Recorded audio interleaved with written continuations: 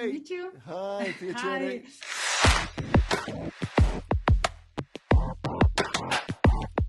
Bruce Wayne. Per tutti questi anni mi hai mentito, Alfred. Tutti abbiamo cicatrici, Bruce. È sempre un Wayne.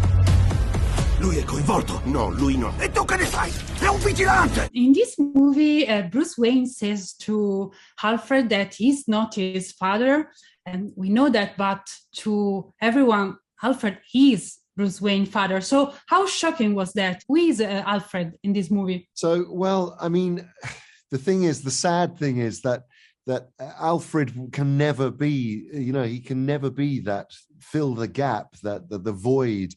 And he is personally responsible for the death of Bruce's father, or sees himself as, and carries that survivor guilt.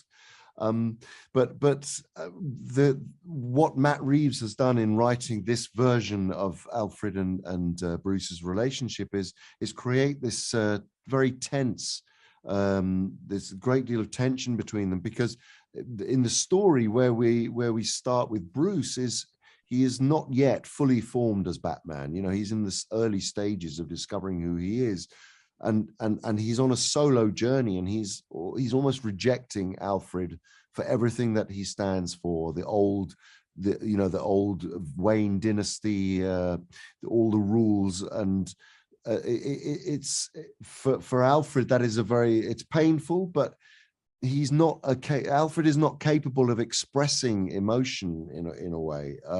He's a soldier, and he has worked in the military. He's worked in Secret Service, and now as a security guard, a bodyguard and butler.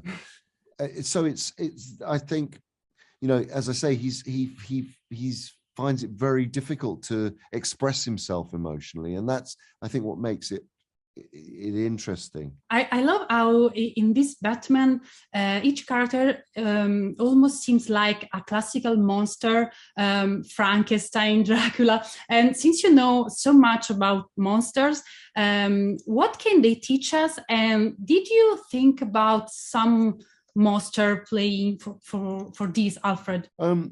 I hear what you're saying, and I think you're right, and I do think the great thing about these kinds of stories, they allow you to really investigate the human condition, and through a fairy tale. So ultimately, all of all these universes, whether they're superhero movies or the Batman story or Middle Earth, or what, they allow you to really touch on the human condition, but through a fairy tale. And I think it allows us to openly discuss who we are, what the human condition is. So I think the monsters are there. They are a kind of in a safe environment that we can be afraid of them. We can try and understand them. We can reject them. We basically, our own moral compass is questioned. Our response to this darkness.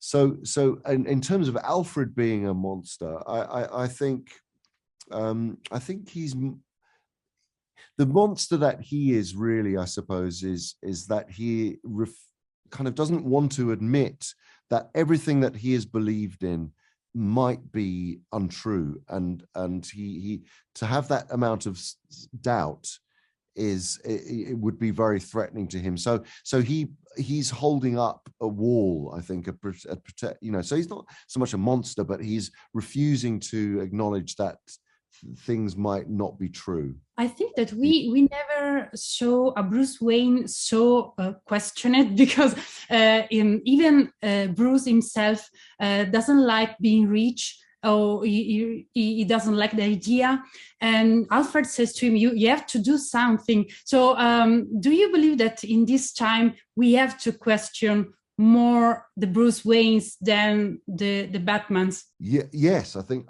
we do. We are living in a post-truth world. Their belief systems don't really mean anything to anybody anymore. Obviously there are religious belief systems that people still adhere to, but in terms of social belief systems, there seems to be an erosion, and we are, you know, so that's why I think these films have such an important part to play in allowing us to really discover and discuss what society we want to be. Thank you so much. You're amazing. I love you. Bye. Thank you very much.